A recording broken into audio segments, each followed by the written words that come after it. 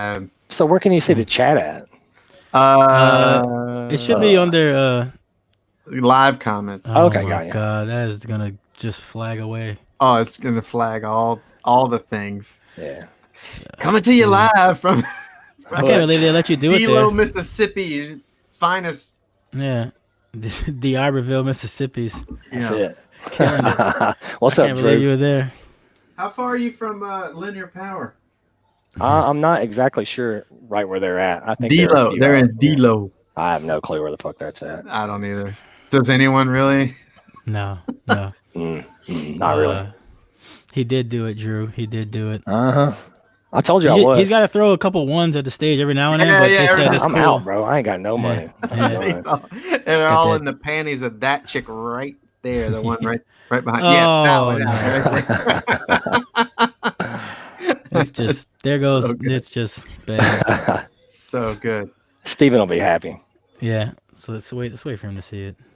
Dude, I feel like we should start making guests send us swag before the show. They wouldn't do it. I feel like I They're all should be cheap wearing a bums. PSI shirt right now. I'm out of my- that too, man. I looked at my garage to see if I had any stickers, and I don't.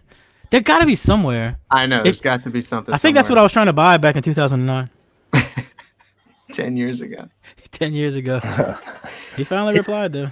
I wonder, does he feel any remorse for that? How do you still No, have 10 years? I feel like I replied to you back then. Like I don't think I just Spam filter. I don't know. Yeah. After the second email, and I said, look, you can reply to me on Carter Classified. I'm Skipper 1. Yeah. Hey, you know what? You actually bought something from me after that. I looked it up. Like I think you bought something in 2011 or some shit like that. I don't buy Yeah. nothing. I can prove it. I mean, Let's go. See it. Bring it up. Leave.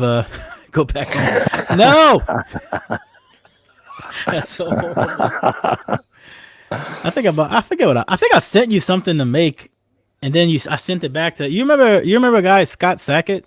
yeah. Kind of. Yeah. Yeah. The Sackett? Yeah. I don't know Yeah, what Sackett. happened to him. S. Sackett. He used to build like everything of mine, and then he just disappeared off the face of this earth. I don't know what happened to him. That's what you get when you go with the wrong guy, man. Brian, you you We're back? talking about, You bet- PSI got some staying power, cuz. Nah. Yeah, we're they- here, man. They They've been back here for a dunking, long and then time. they just Shit. never been the same after they back dunking. Yeah, Yep. I mean it is. Downhill. Like y'all reach Yeah. the peak and then Yeah. Yeah, I have been associating with the wrong For crowd sure. lately. For sure. You just, I don't know. Especially You win some, you two. lose some. No, Yeah, no, that's no. right. This is when you're gonna get a ton of I yeah, don't know this where I'm is going when with you this. straight to the moon. Right here. This little 47 viewers worth. That- Is that only that- us 47 viewers? I figured we'd be the lowest ever, like 10. Actually, I'm just guessing. I can't okay. see the viewers. You can't see it? No. It's 40. I mean, there's at least 3 people in the chat, so there's Yeah, 4 no, or 5. It's 40. It's 43 right now. Hey, there you go. It's only See 3 that? minutes in, bro. Everybody's got to share it. Once Drew That's Jones right. shares it, it'll That's right. take off. Oh my God! We'll Somebody get, like, tag Jonathan Price. 8 Tell him or we're talking shit 700 That's right. about 700 CBD oils. I don't know what we're doing here, but this is Everyday Audio's number 58. That's T Fade right there, as you can tell from his hat. And that, I don't know what's on your hat, but that's Mr. It's a llama. Black Sheep. Oh, okay. That's Mr. David Moore of Pink Star Industries. I have no idea why it's called that. How you doing, sir? Pretty good. That's Pretty good. And where are you currently at?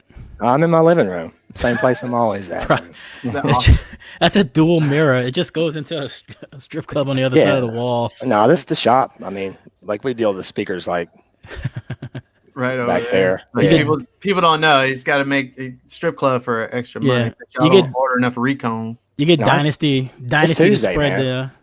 We do it up on Tuesdays, basically. Tuesday. Yeah. that club That's why looks like I'm a always slow late. Tuesday, honestly. I mean, it's pretty slow, but Yeah. it's popping in the back. Get Dynasty to come do the Lazy Susan with the CA glue. Everybody's doing the lap dance. Yeah, That's right. Yeah, they are. Yeah. Can you see Stephen Duncan's comment right now? Pimp Shit Incorporated. That's it right there. If you want That's to the know. one. Yep. Holla. Like So that's what it should be. that's for real. that's what it technically is. So like Oh. when we were youngsters, like back in the 90s, we were all like walking around with beepers or whatever, like thought we were cool and all that. And so when you'd call our beeper number, it would say you called Pimp Shit Incorporated, leave your number or whatever. Yes. And so like it just like we always said Pimp Shit Incorporated. That's always what it was. So like after I stopped working at RE or whatever, I wanted to do my own thing, and like PSI is what we always called it. We just, we didn't walk around saying the long version of it. So we just say PSI this or that, and had to come up with really a politically correct name to call it. I mean, I do have, like, if you go to pimpshitincorporated.com, it's there. It'll take you to the PSI Car Audio website. But we just needed something that was going to be better, to put up.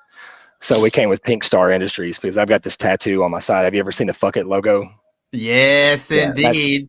So that's going up my side, and I actually had that before we called it Pink Star Industries. So we were just, I can't remember what we were doing one night. Oh, can you see all that? It's just booty, man. It's just booty. And she's wearing drawers. Yeah. So anyway, like, we just, one day it hit me, I should call it Pink Star Industries because, it just fits me.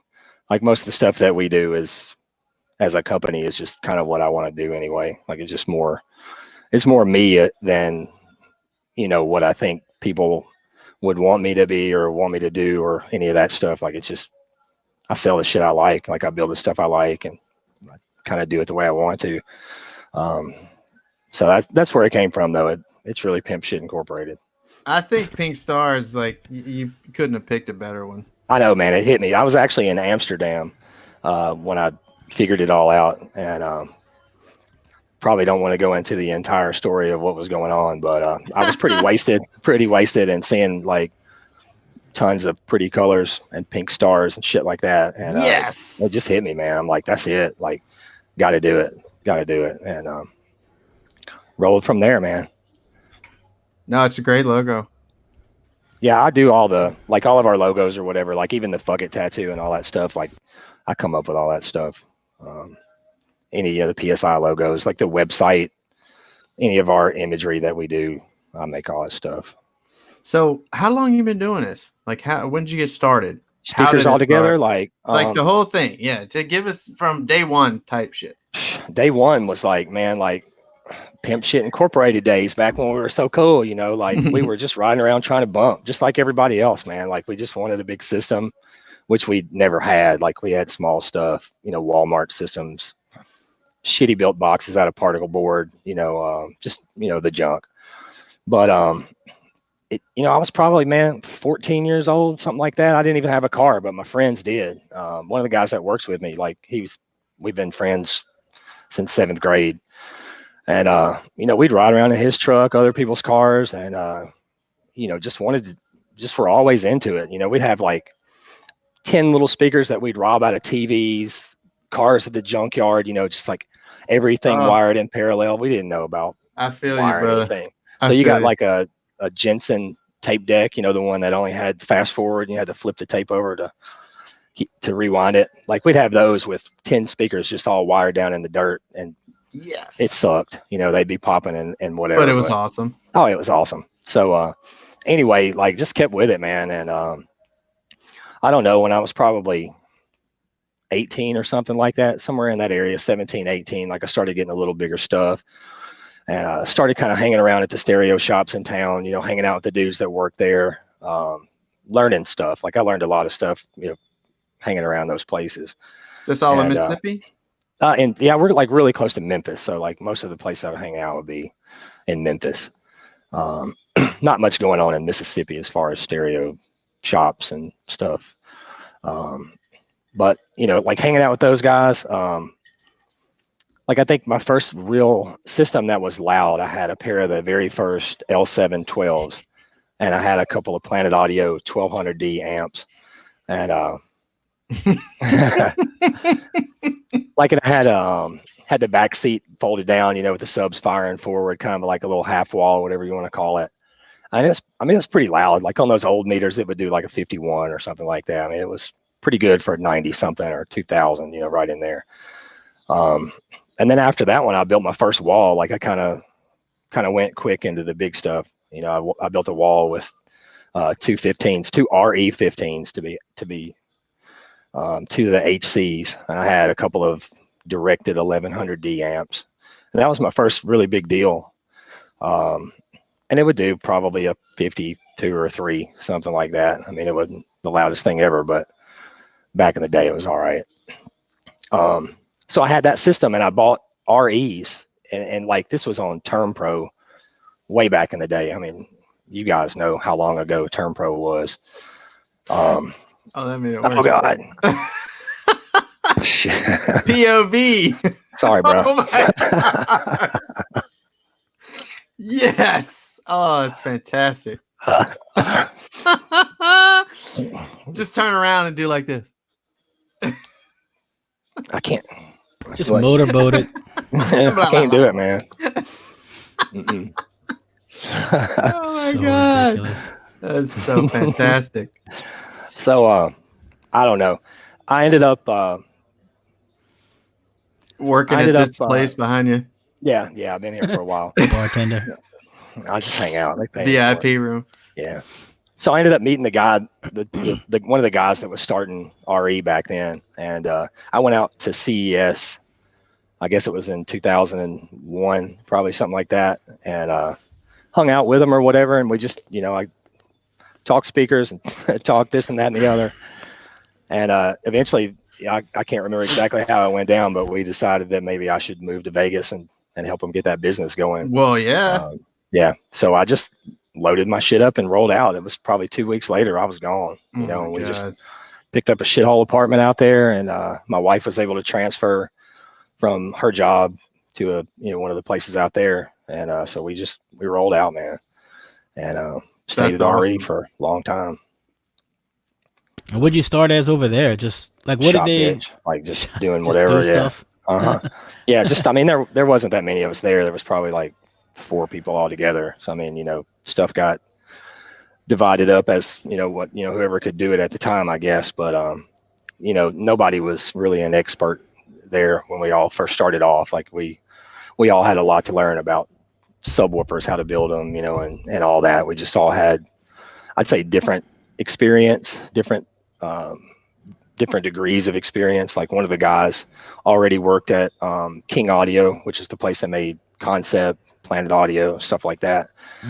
One of the other guys, he had been doing his own stuff. Like he was making like home audio subwoofers, like tube enclosures and shit like that. And I don't know exactly what else he was doing back then, but they had gotten together just try to start this new company or whatever. So they were there, and a couple other just guys that worked there. One guy actually moved out with me, but he didn't last for maybe 3 months, and he moved back to Mississippi. So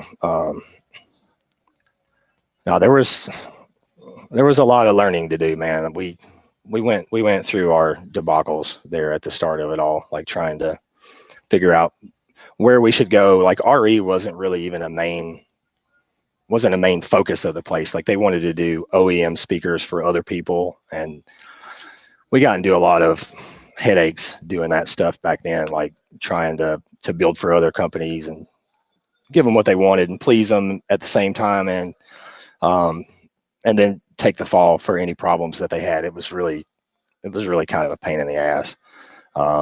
And that's one of the reasons why I don't really build for anybody anymore. It's hard to please them. You know what I mean? Like, you got customers, they tear stuff up and they want their shit fixed for free. And, you got the owner of this company that you're building stuff for, he's coming back at you with, it's not our fault. It's not our fault. It's got to be your fault or whatever. So, just more headache than it was worth, man. You got to sell that stuff. If you're selling something OEM, they're buying a lot of it and they want cheaper prices on it, doing a lot of work for a little bit of money. It wasn't a smart avenue to go down, if you ask me. So I stay away from it, man. Like I go direct with our customers. Like we don't use dealers at all. Like we go through our website, through emails, custom requests, crap like that. But, we don't do I'm not interested in really building for anybody else, to be honest. It's more of a problem than it's worth. So, but yeah, we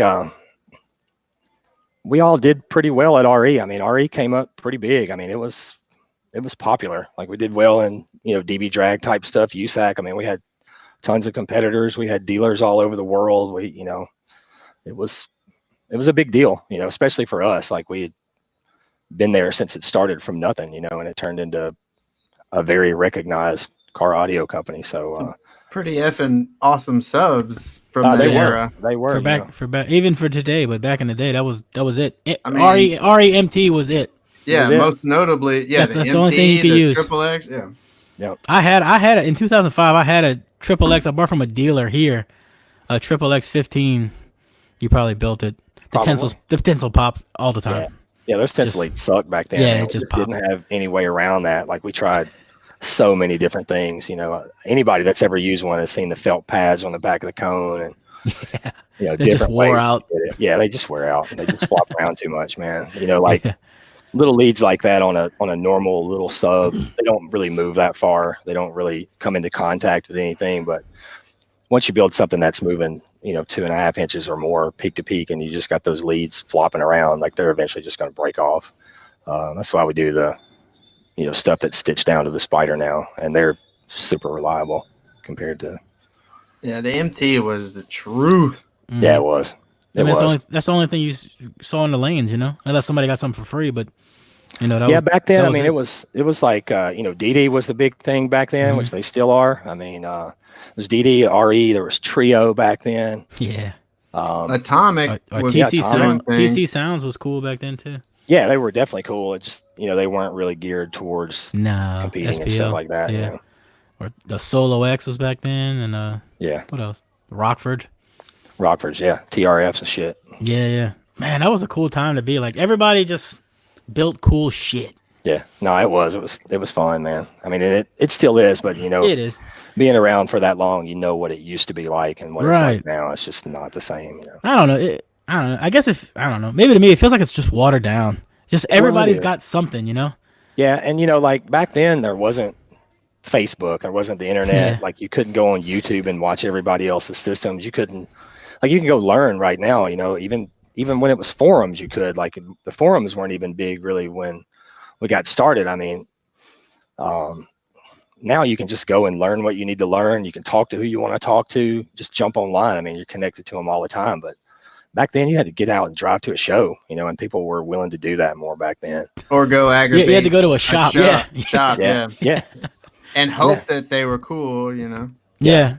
Now, some of those places, man, they run you right out of the back. I mean, you know, I'm the same way. Like, I really don't want people just coming and lingering around at the shop. But some places were cool. Like, nah, man, dude, everybody emails me, man. That is my main thing to do is answer emails, Facebook messages, Instagram messages, duck hunt. Emails are the worst possible form of communication ever invented. It's horrible, man. I mean, it's horrible. The worst. Yeah. We get so many of them in too. Like, I can't even explain how many we've got. I think I've got 1,100 or so right now that are unresponded to that I need to get to. Like, I've worked. If it ever gets over 1,000, I will legit just mark all red. Sorry. Bro, I've had them over 2,000 before. Like, nope. I actually just spent an entire day cleaning out like a 35,000 unread email. Oh God, you did have that on your phone, huh? Yes, it was it was just miserable. I hate email so much. Yeah, and you reply to yourself. You reply to yourself, or you have somebody do that? No, I do it. I do it, yeah. You'd have Black Diamond in the back replying to the emails? No, I don't let her talk to the public. Nah, I feel you. She wouldn't be too. You should see her teeth. She get her side business going. That's right. She's got one. She is the Pink Star Industries. That's right. Hey, settle down now. Hey. 1,100 emails is nuts. That's just it's crazy, man. And then and it's all like probably just like a quick answer. How much is something this cost? Yeah. How much is it? Can you recon a 2002 silver cone L7? I mean, that's exactly what it is. Most of the emails that I get are when you go on our website. You know, we've got that request form on there, and it asks you, you know, like all these details about, you know, what your sub is and what you need done, how many amps you got, you know, blah blah blah. But it's a ton of info to take in and think about and process, and you know, give these people the best recommendation for what they've got going on. But you have to get all that info to be able to give them a good recommendation. Like, you don't want to just say, what speaker do you have, and then just pop them out of price. I'm gonna make it a point once a week to put a troll request in there. Sorry, just him. I wonder though how many people that go to the site like don't know all the information you're asking. They just put I don't know. Like, you know, a lot of it. A lot of power. I want the most power I could take. Yeah, all the watts. It's a 2-inch coil motor, but I was wanting more.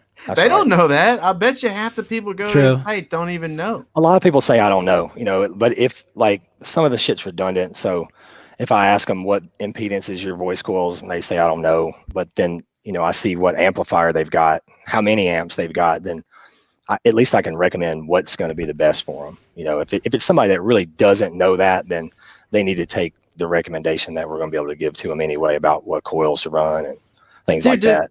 Let me ask you, as someone who like legitimately abhors like those forms that you have on your site, like is it easier for you to read that format than have someone just write, hey, I've got such and such and such, yeah, like it's a Word lot format? Easier. Yeah, because when I, you know, like when the form comes to me, it comes in an email, and it's not going to come through in a big long list like it looks like on, you know, the website. When it comes to me, it's formatted in a different way, so I can, you know, quickly see.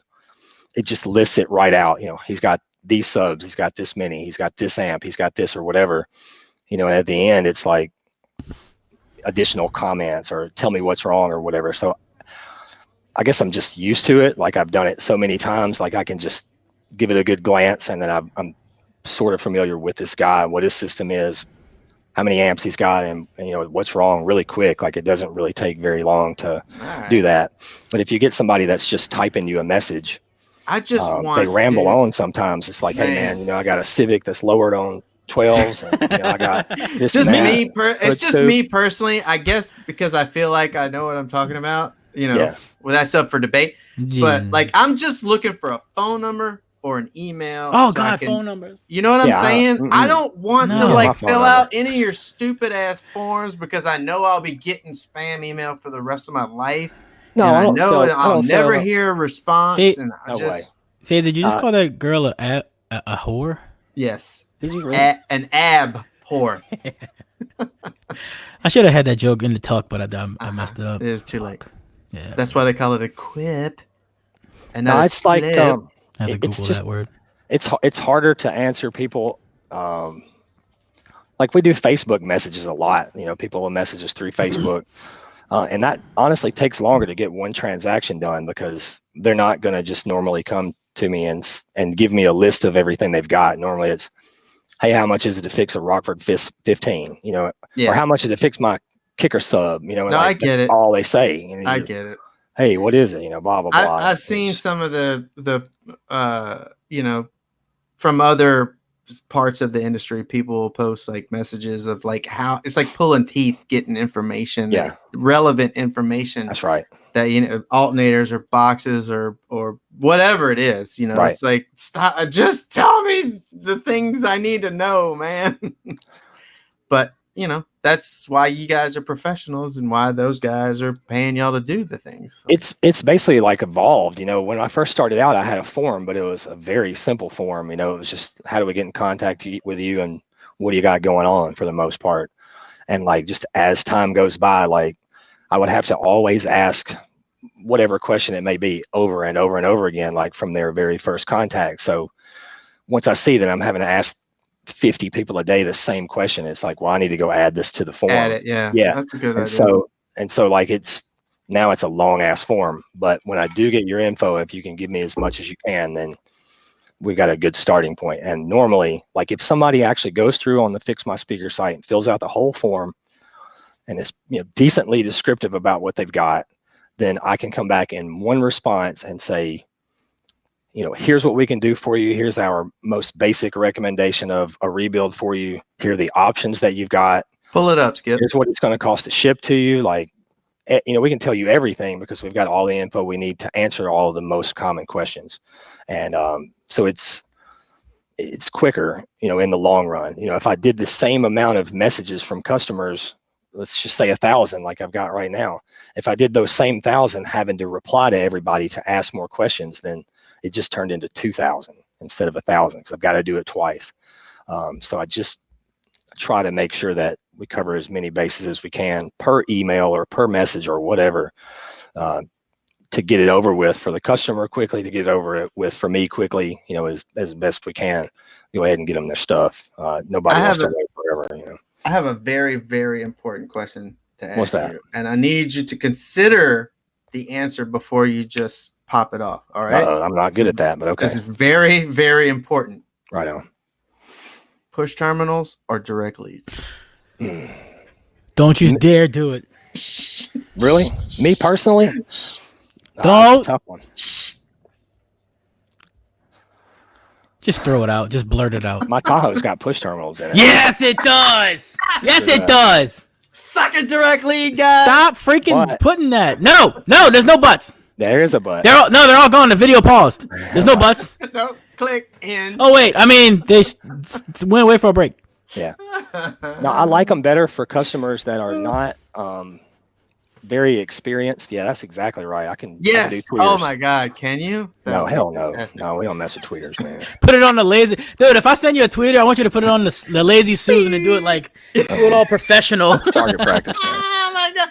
Put a super tweeter on your Do it from across the shop, like throwing. No, but seriously, man, I like direct leads better for customers that aren't speaker builders, that aren't very experienced with soldering irons, or maybe don't even have that kind of equipment. Like if you use terminals, you need to solder the stuff right. Like I see guys. I had a guy that's last right. week. He's thinking about it. Oh, you mean like them out. Hey, that's right.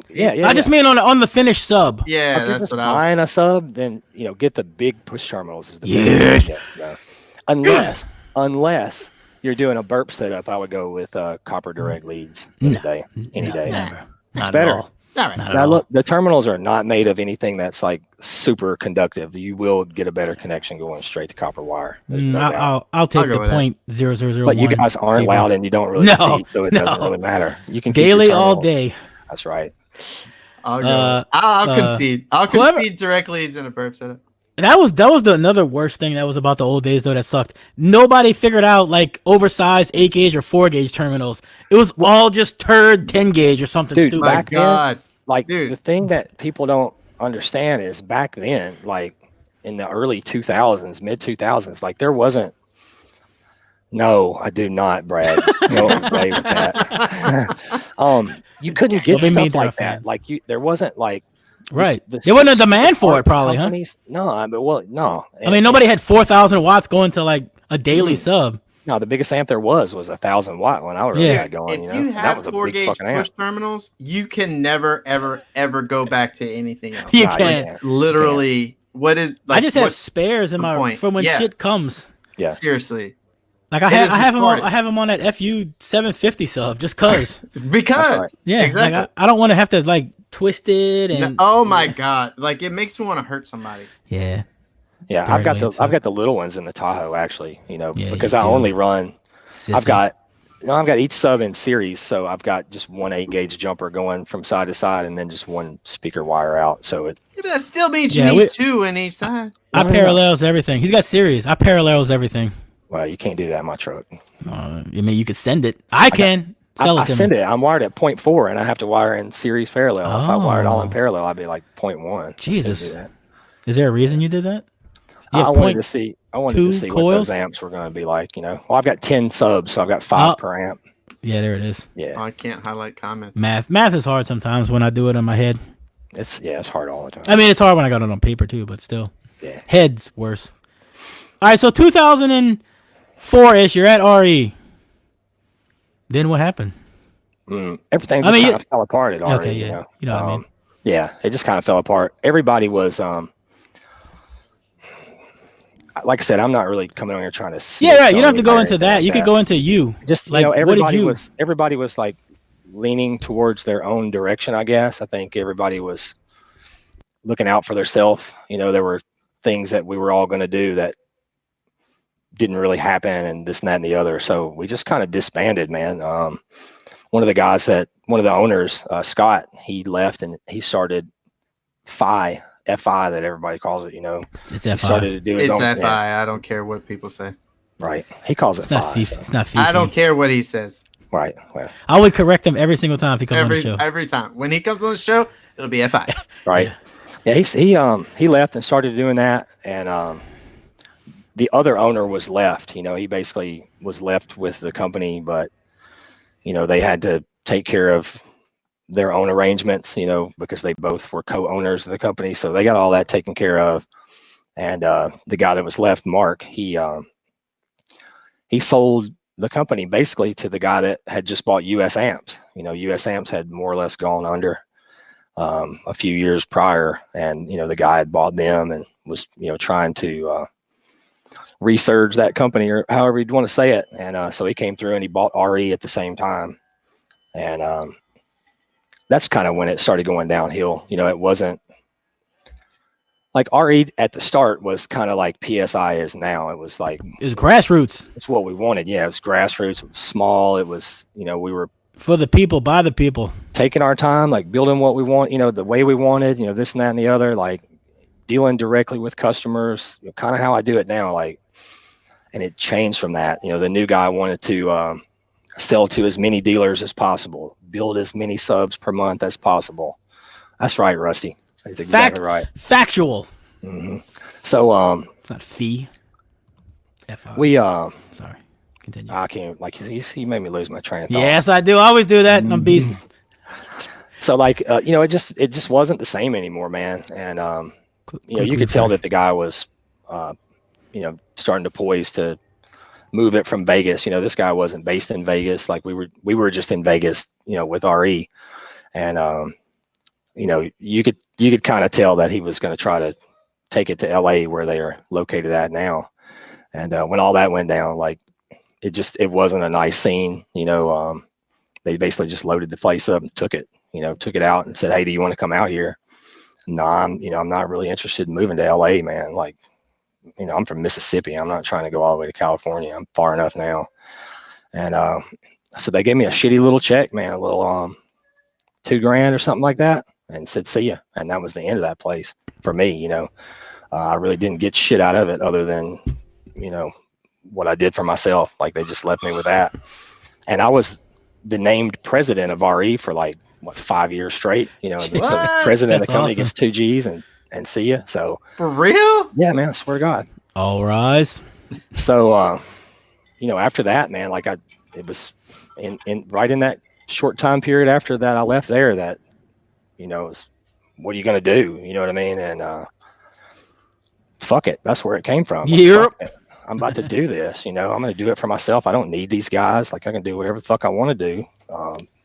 Fuck it. Let's do it. And that's what we started doing. I got me a little shop there in Vegas. I didn't stay there very long. Like, we eventually we packed our shit up and came back. Like, we came back home, and the Delta was calling. We don't live in the Delta. Like, we live close to the Delta. Jonathan Price is from the Delta. I don't even know what the Delta is. I just said that because Mississippi Delta. No, I don't know. Dave's basically a Yankee. I mean, he's not a fucking Yankee. Yeah. He's South Canada. South Canada. I'm North Mississippi, man. North Mississippi might as well be like Minnesota Southern Tennessee. or some shit. Right. This has nothing to do with but you remember RE came out with those the new triple X and the MX thing? Oh, God. Yeah, I was there when we did all that. All right, do you remember the videos that I can't find them anymore? They had videos of them saying they were taking 10,000 watts free air and like 15,000 watts free air. You remember those videos? Yeah, you was a part of them. Yeah, you do. Somebody remember. I don't know about 10,000 watts though. I swear, there's video. I don't know where it's at, and I can't find it anymore. I've been looking on Realm of Excursion. Shout out.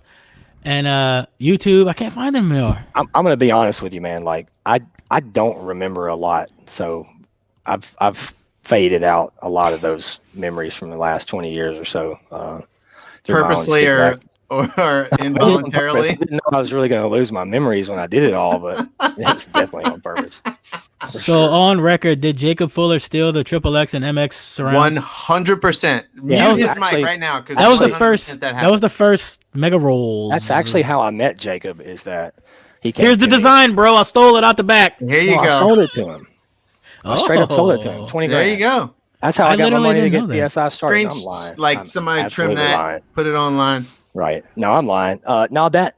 Oh, you bitch! I thought that was true. That would have been such a sick intro. No. Oh, you had me. I was like, dude, I hit a gold mine with this content. I've sold designs. I've sold lots of things like that to other companies or whatnot, helped them out and did this and that and the other. But as far as selling Jacob anything, no, Jacob's a genius, man. He can do whatever. Come down. Rusty says CA fumes equals bad memory. That's right, man. Y'all sniffing glue every day. Yeah, I lost quite a few memories with that glue, man, and I still do. Like we worked for all through RE, and even after I was back here, like we didn't wear any kind of respirators, like nothing. Like just sat there and huffed that shit constantly. And actually, Jonathan Price was at my shop one day, and he's like, "Man, you're gonna kill yourself, dude." And he came back like the next time he came over or whatever. He brought me a little respirator setup, and he's like, "Start wearing this, please." And that's kind of when I started doing it. So you can think that's only been 8 or 9 years ago. So we went through quite a few years huffing that stuff, man. It's really not all that bad till you start cleaning it. When you're grinding it off, I mean, it's horrible. That's rough. I can remember it like DB Drag Finals one year. We bought a booth at RE, and we were going to go and rebuild for everybody. So we bought this booth from, Wayne and them, and it's like just right in the vendor's row, right where everybody's displaying all their shit at. And then we're over there with Lazy Susans, grinding wheels, like just butchering up subs left and right. The whole place is nothing but fumes. And they ended up, telling us we couldn't do that. And we argued and complained with them for a while. And, they let us move, but we actually had to, it was in this big tank factory is where finals was in Cleveland that year. And it was literally probably quarter of a mile away inside the same building. Like they moved us that far away because of the fumes. And same deal. We weren't really, we weren't wearing any kind of masks, and neither was anybody else around there. Dude, if anybody's watching has never recon their own sub, dude, you start grinding that stuff and it's rough. You better have something on your face. Yeah, it is rough. I kind of like it. It's like it's kind of a fun pain, but yeah, it's bad. I don't know how to do that. I want to learn, but it's so cheap to just pay somebody to do that nonsense. It really is. Like I mean, honestly, like, wow, that's what we're here for. Shit all on my beer, yeah. No, but about that surround, like we when we did the XXX and MX, like it didn't. The production version of that sub looks like a mega roll. It's a big fat, semicircle, you'd say, or whatever. But we started off with more of a where'd Fade go? We started off with more of a what'd I do? Oh, there you go. What happened? What a freaking loser.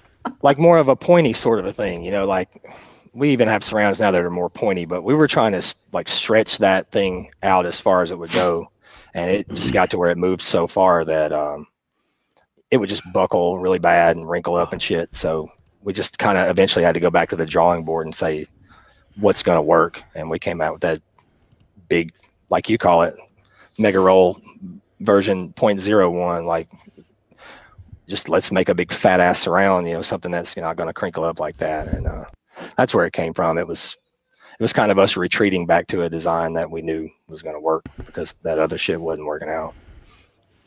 Yeah. What was the difference between the XXX and the MX?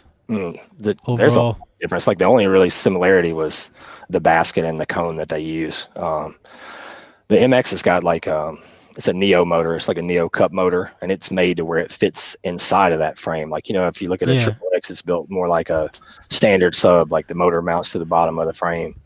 But the MX, it's just got like a rounded cap on the back, and then the motor actually sits inside of that and goes pretty far up into the frame. So it was kind of meant to be just like a compact version of it. But it was our first shot on a Neo motor back then too. So we wanted to try that out.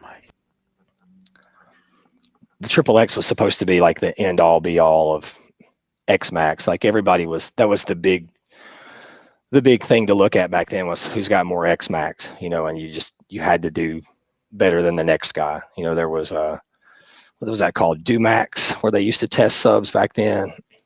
Clip will test, all that thing, anything that'll test XMAX. Everybody was running to try to beat the next guys. So we were trying to build that thing to beat everybody else. It still holds its own at BL and XMAX. Like it's still one of the. It's not a bad sub. It's just like it's changed over the years. Like especially since RE was bought out, it's changed even since. Yeah. I mean, I'm not talking about the new. I'm talking about the OG ones. Yeah, see that way Not what you're that showing, thing. that's the MX. Like it's Not that thing. yeah. I'm talking about That's the cool old looking. school. It doesn't even look like it's a sub. It just looks like a Yeah, plant. they were cool looking. Like those frames, I don't like most people don't know this, but we made those frames to where they're like piece by piece. So each leg was a tooling. The top ring was a tooling.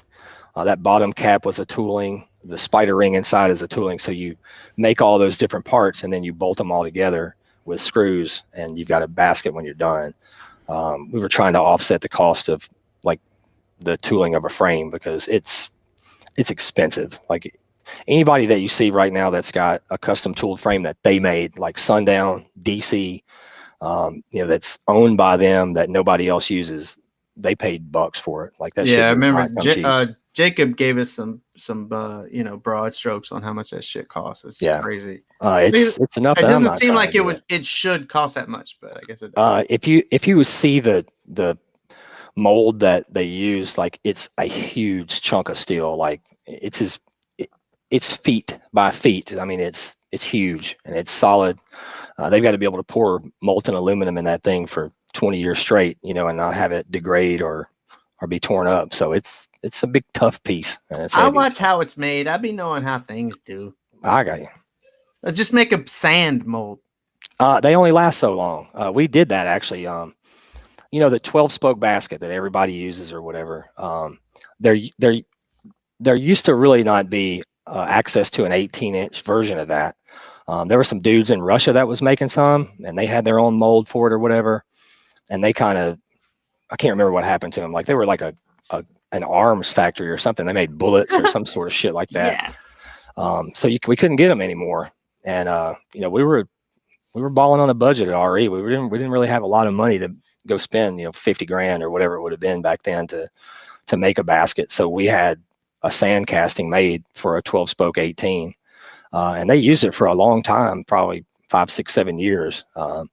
But the ones that are actually on the market right now are, a better casting, like a normal style. That's a pretty good run. Yeah. 5 or 7 years. Yeah, make a lot of them out of it. But it eventually goes bad and then you're starting all over. You got to pay it again, So just depending on how many are actually going to be made. You just upgrade your basket between then and then. Yeah. If you need to, though, that's kind of one of the things that I'm stuck on is like, I don't really change shit unless I need to. Like if you notice, like I'm still using 12 spoke frames. I'm using TI baskets. They're just as good as anything else. They work. Yeah. And there's no reason to fucking change it. Like exactly. There's a lot of these companies, they change their subs every year, like every single year is something. And, a lot of times they take a step back and I'm not, if it's not broke, I ain't going to fix it, man. That's kind of the way I am. And you probably won't see a huge change in what we're selling now for a while until it's worth the change. A basket that can support 50 millimeters if the motor can only support 20? Like that's right. That's right. Yeah, on that 12 spoke, it'll support like something like a 35. We call it 32 is what's always been the accepted number, which is a lot. Most stuff really doesn't move that far anyway. I'm not really like bashing on any other companies, but a lot of these subs that people are buying right now and they think that they're moving so far really aren't. You can look at the parts that these things use, and if they've got one of those little slim surrounds on them, that's an inch wide, 3/4 of an inch wide or whatever, it can't move very far. A lot of people use spiders that don't really move very far. It can look physically about the same as something that we build or other companies that are sort of similar to us. But there's other people that use similar looking motors, similar frames, even the same frame, but they'll stuff in a spider that's no good or a surround that won't throw very far, and you've got something of the same stature for the most part, but as far as real performance goes, not even close.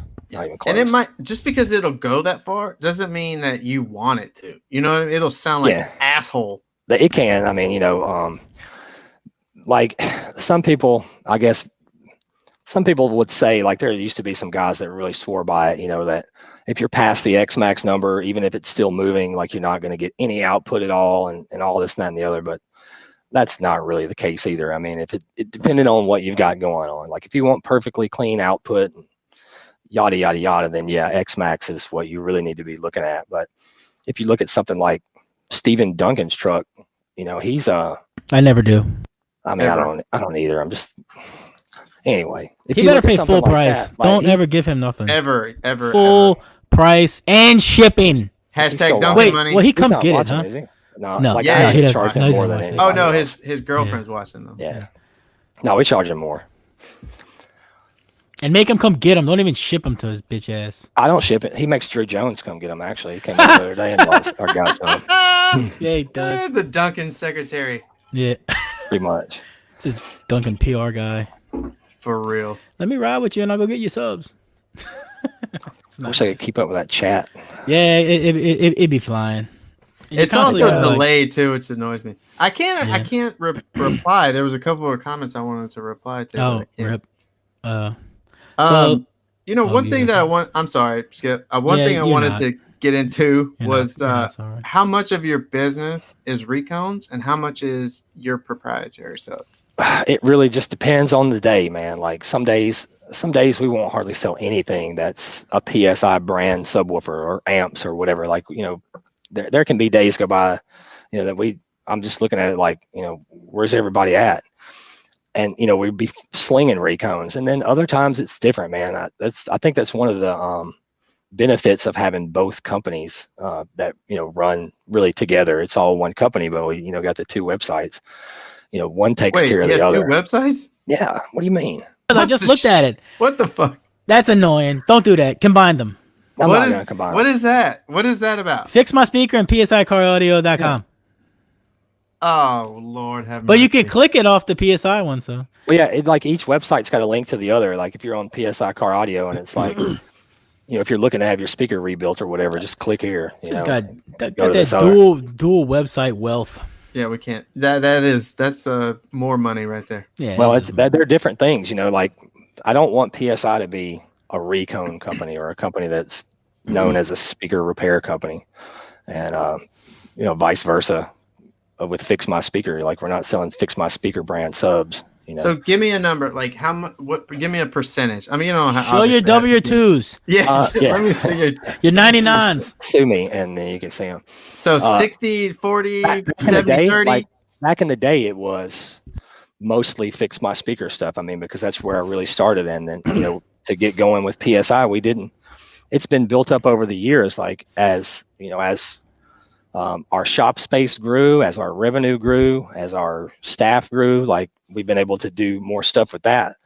But at the very first start of PSI, it was basically just me in a little bitty room, you know, rebuilding shit, you know, and then I was able to we started off with what we call our Platform 2 now. That was the very first sub that we started selling. And one of my good friends actually had those motors made for something else. Like he was doing builds for some other company. And he's like, man, I got these motors, like, you know, if they're what you're looking for. And I'm like, they're exactly what I'm looking for. They're almost the same thing that I have drawn up, like that I want to start with. And he's like, well, just take them, just, you know, pay me for them later. And so I was able to get them and, you know, start with that. So, you know, at first it was mostly just rebuilding stuff. You know, people would send me stuff. You know, we'd send out Recon kits or whatever, and then, you know, shit started building, and we were able to introduce more lines with PSI. You know, same thing as amps. You know, we didn't start with amps. We started with just subs, and we've moved to amps now. So as a number ratio in the beginning, it was 90-10. You know, FIXMYSPEAKER. Whereas today, as far as the actual monies that come in, probably 50-50. Somewhere in that. Nice. It may swing 60-40 or even 70-30 depending on the day, but they both bring in, you know, a decent amount as far as. I like that. I like that. So there's no way that at this point that I'm going to abandon one or try to reconcile it all into one. Like it's people know FIXMYSPEAKER. There are people that follow FIXMYSPEAKER that really don't follow PSI the same way, you know, and vice versa. There's people that have no clue what FIXMYSPEAKER is, but they like PSI Car Audio as a company. So I like that Blade Thompson comment there, Skip. What do you say? Oh yeah, Platform 3s, I love them. That's what I've got right now in my Tahoe, but I am going to swap them out. So did you do all the FEA on these things? Design them ground up? Did you pay somebody to do it? I mean, I don't mean to dig into your No, that's cool. No, here. I've never really paid anybody to do any design work for me. Anything that we sell as a product here, like it's made with parts that either we have designed or parts that were just kind of already the standard. Like, you know, if you buy a platform 2 sub from us and the surround that it's got on it, I mean, it's a common shape or whatever, you know what I mean? Like, it's not something that I went and designed, but I don't mean like, you know, you're tooling every single part. I'm talking about the motor. Yeah, no, the motors are all, the motors I draw up, you know, to be what we want them to be.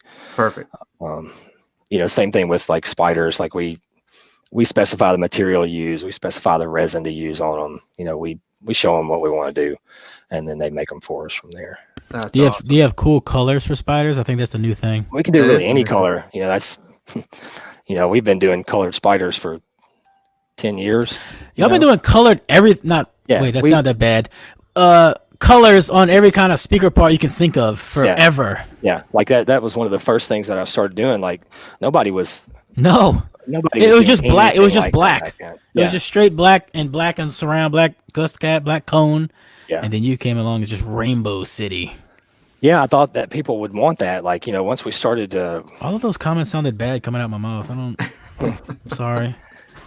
Like that was just kind of the thing, is like once I figured out that speakers in general weren't that much different from each other. Like, you know, I can't hear nothing he's saying. No, he's muted. Okay. Yeah, I couldn't, like, I just didn't, I finally figured out that they're all pretty similar. They're pretty common. Like you can make one thing work versus the other or into the other. That's when I started to rebuild stuff. Like I remember, I think the first sub that I rebuilt for somebody else was one of my buddies, Jeremy Becker, in Vegas. He brought me a couple DD 9500s, and you know, I didn't know that we could even rebuild them. And we took the thing apart, and lo and behold, you know, I've got a coil in stock that fits. I've got, you know, a cone, all this stuff fits, and you know, it's going to work. And rebuilt him for him, and he gained score, you know, using our parts compared to the DD parts. And you know, that just kind of, you know, turned the light bulb on. You know, you can do this for other stuff. And we started, even at RE, we started to offer like upgraded versions of stuff. Like we sold the SE series, but we started selling a sub called people called them the SE Triple X, because we would use the coil that we would normally put in a Triple X, but we put it in the SE, and we put the stiffer spider that the Triple X would normally get. You know, we just upgraded it. Would, you know, we offer like tons of upgrades for different rebuilds now, like now that we know what will do what. But back then, you know, it was kind of a rarity. Like you didn't see people offering you a different part to accomplish this or that goal.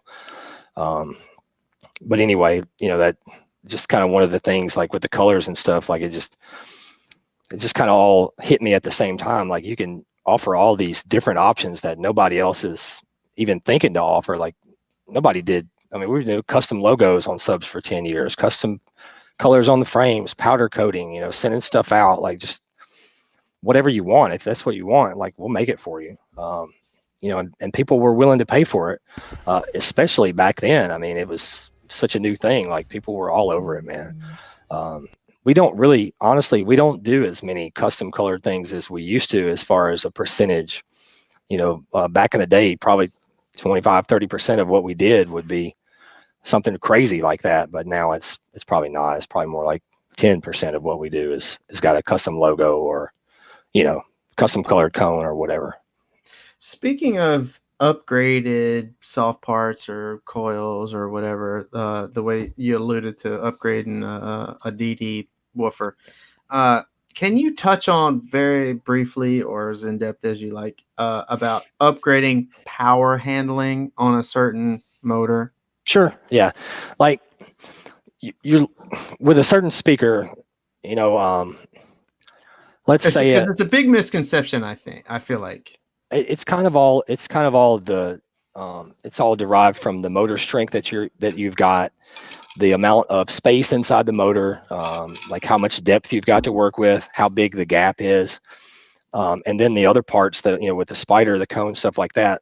Everything, if you want to actually increase the power handling a speaker compared to what it already was, you're gonna have to use a better material for the voice coil. Like, for instance, most of the subs that are made and sold are all made in China. They're all made with Chinese voice coils, Chinese wire, Chinese adhesives, which isn't the end of the world, but compared to the coils that we use that are made here in Florida, it's night and day different. They are much, much stronger than the coils that come from China. And they've tried a lot, the Chinese coil companies to match the performance and the capabilities of what we get here, but they just can't do it. So the biggest basis, to use to start when you want to upgrade one of these things is the voice coil. I mean, it's the part that takes the most abuse. It takes all that power. It's got to dissipate all that heat. It's got to handle all that heat without falling apart. So that's the main part of it, is to upgrade the coil. Can you make it longer? Can you make it fatter? Can you use a better material? Aluminum versus copper. Aluminum's generally always going to be better as far as power handling goes. And then in other places are, with the spiders. Some company spiders don't handle a lot of excursion before they start to break. Like, they'll crack and wrinkle and do all kind of things that'll eventually mess them up. So having a spider design that's going to be able to throw a long way without damage to it is super important. And another thing with spiders, say the spider is one of the things that's going to determine your mechanical power handling, or how much power it's going to handle in any given enclosure or whatever. So say like Skip's got a sub, he's got a 05 XXX and he's got it in this box and he's got a lot of power on it, and it just bottoms out all the time, like the spider's smacking the basket or whatever, just throwing too far for what he's got.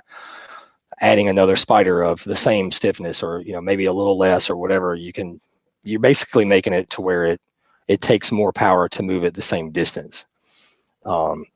Which, here's this, not to interrupt you, but that is like where a lot of people, so there's a difference, right, between thermal and mechanical. Oh yeah.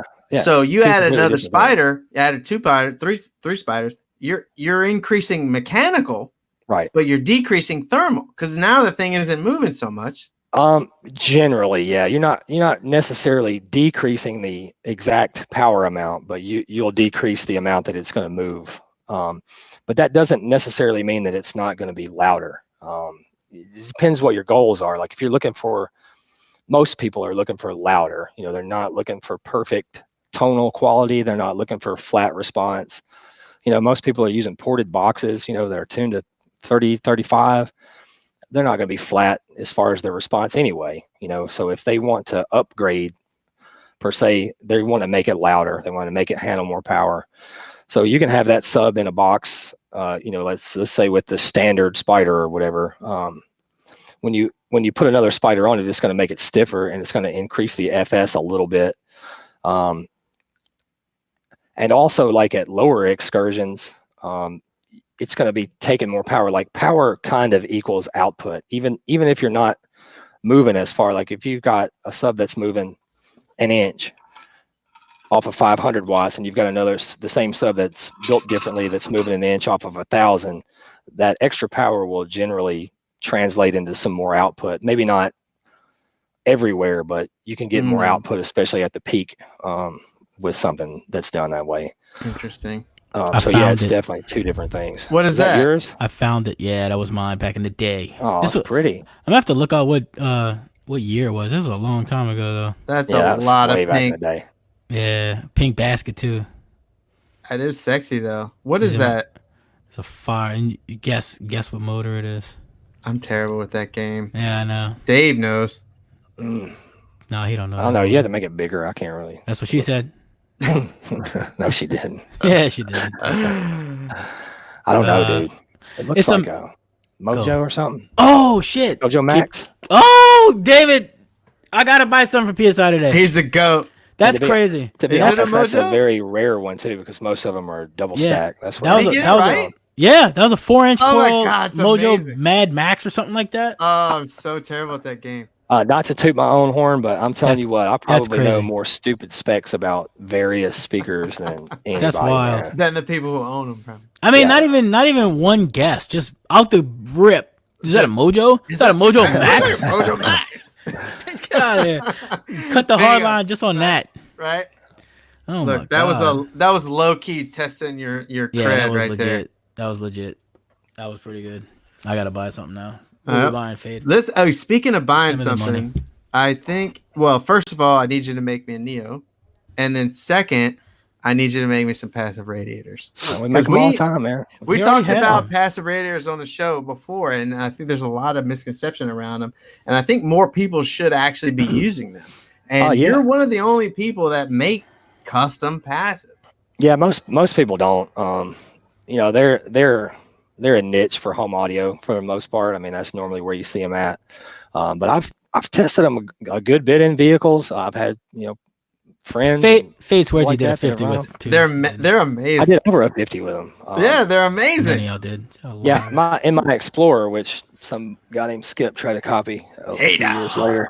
I used to have a setup for Street B and DB Drag, and I mean it was a CRX style box that we had changed up. It had like external ports on it or whatever. And I think that box, the loudest it ever did burping was 54.1 or 54.6 something. It was 54 something.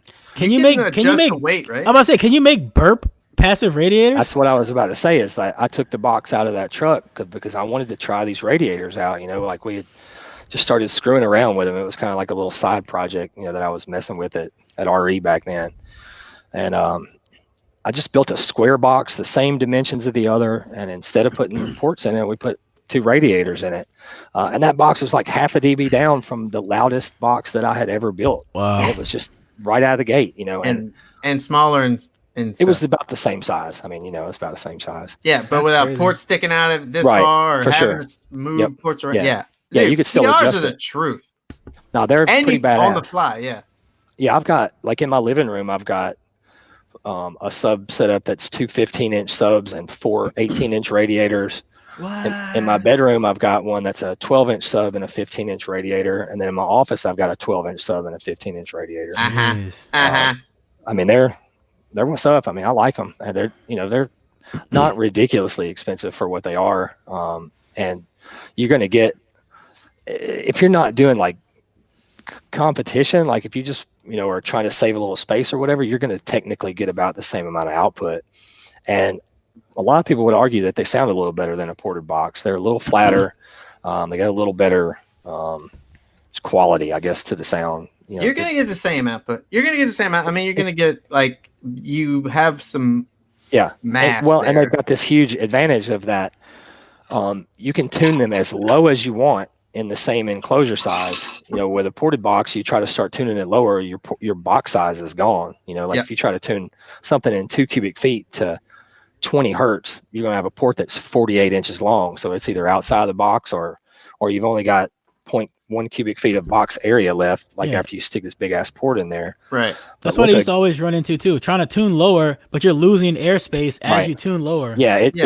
It kind of actually it starts to work itself out. Like you get to a certain tuning frequency and like you put longer port in, but you lose so much airspace, you end up with the same exact tuning frequency, which is a smaller box. Right. Or you're trying to tune a 12 in 1.5 to like 32 with any kind of decent port area. Yeah. You have a 1.5 net, but with 1.5 worth of port. Like now you got a 3 cubic foot box. It starts to get ridiculous. For sure. And see if you got a passive that's built well, like nobody really sells good passive radiators. There's a couple companies that sells decent ones, but as far as like compared to the ones that we built, I'm not trying to brag or anything, but I just don't see anybody else offering that's anything that's like that. Back in the day, TC used to sell some decent passive radiators built on the TI frames and shit. Yeah, I mean, they're good. And we actually offer like 2 different versions. We build the standard ones that are on a 12-spoke frame, and then we build the ones on the TI frame that use the bigger spiders and the bigger surround. So you can, like with passives, generally you're going to want like twice the cone area. So if you're running a 12, you need 2 12-inch passives, or you need a 15, which is similar. So we make the high excursion ones so that if you're really limited on space, or if you're just like really close to that ratio or whatever, you a lot of times can get away with it. Like you could, if you had a low excursion subwoofer, like a 12-inch, you could run one of our 12-inch high excursion radiators with it and everything would work just fine, instead of having to go, like if you didn't have the space on your box to do a 15-inch regular standard radiator. You know, so those help a lot as far as, you know, install flexibility or whatever. I've pushed like the limits, like how much can I get away with type thing, you know? Yeah. And I think you can get away with 1-to-1. So if you have a 12 with 20 millimeters, you can get a 12-inch PR with about 20 millimeters. But if you really start murdering the thing, it's gonna sound like ass. It's gonna the radiator doesn't have anything to control it. You know, like the sub, they both got spiders or whatever, but the sub's got the coil inside the gap, and that thing is, I mean, it's controlled by the magnetic force, where the radiator doesn't have that. So it's going to move farther, you know, with the sub doing whatever, that radiator is definitely going to be moving farther than the sub. So it just depends on the capability of the sub. Like if you had one of our platform 4s that's like 60 millimeters XMAX or whatever, and then the same size high excursion radiator that uses same spider diameter and the same surround, you tear that thing up. It's going to get wrecked. It's torn up. Yeah. But on something smaller, you know, it just depends on what you got. You know, you tell people twice the cone area to be safe. Can you get away with a little less? Yeah, it depends on the user too. Like if you got a guy that's got a 5,000 watt amp on a 5,000 watt sub and he just listens to it, he probably never tear it up. But then you get, you know, people like me that, hey, what's up? People like me, I'll tear one up, you know, 5,000 watt amp on a 5,000 watt sub. I'll kill it. You know, it just depends on. That was very nonchalant. What's up? So Dave's still, like, whatever, dude. What's up, Jacob? Whatever. You like that surround I sold you? Yeah. Hey, you never paid me the rest for that surround. Yeah, you didn't. The check bounce, bro. Hey, y'all hang on just 1 second. I gotta grab something. Yeah, you do. Yeah, we're gonna talk shit about you. Okay. Now we can talk shit about it. I'm totally getting some radiators. Yeah, I need to get one. Yeah, we gotta. I want to get one for my truck because I don't have ports. Right. I can't do ports in my truck. We're doing this. So if I got a nasty 10, I need like a 12-inch passive radiator. Yeah, you'd be better off with a nasty 12. Yeah, like one size up, or like 1.5x the excursion. Usually, everyone uses 2x as like the rule of thumb. But I've never been to the strip club. I'm just saying. I don't know. The comments seem kind of true. I'm inclined to believe Jacob here. Yeah. Yeah, he always tells the truth. Yeah, passive radiators are cool. Yeah, we gotta get on it. Yeah, that check bounce, bro. You need to send another one through to Jada. Yep. Jiggle nuts in the house. From the RE XXX surround that just oh. No, I can get you fixed up on whatever. Like, just, you know, actually I told you before, you never even messaged me, but just send me a message and tell me what you really want to do. You know what I mean? A Facebook message or whatever. And send him an email. Yeah, send me an email. I'll get right back to you. 2030 is gonna be your year, Fade. Yeah, that's happening. I don't email. Jacob. So just he's calling you. He needs a number. For future reference, I will never email anyone ever. Okay, so since Nick Wright and Jacob Fuller are both in the chat, here we go. It's about to get off on these guys. I'm joking. And Fade already bested both of them with facts. That's not true. It's absolutely true. I love both those guys. I don't think Fade's like this show has literally losing Fade friends. Honestly, 100%. It's like people are starting to not like him. That's what I do. I just make people unfriend me. The Recon gods are here. Look at that. God. There's another Recon. Pound for pound, who can do the faster 12-spoke Recon right now? Shit. I'm not very good at it, man. I would love to see like a race at finals one day. We have to do like some kind of charity off. Hey, do you remember like Mark from Car Auto Fab and 5-Star? They did that like the harness challenge. Who could like do a harness? Maybe we should challenge Alan and Rusty and Jacob and Corey and I guess we'll let Dave play. Yeah. See who can recon a sub faster. How long does it take? Really what does it take? If you were gonna do like a rodeo rodeo style, like go balls to Look, the wall. How fast? Sub intact.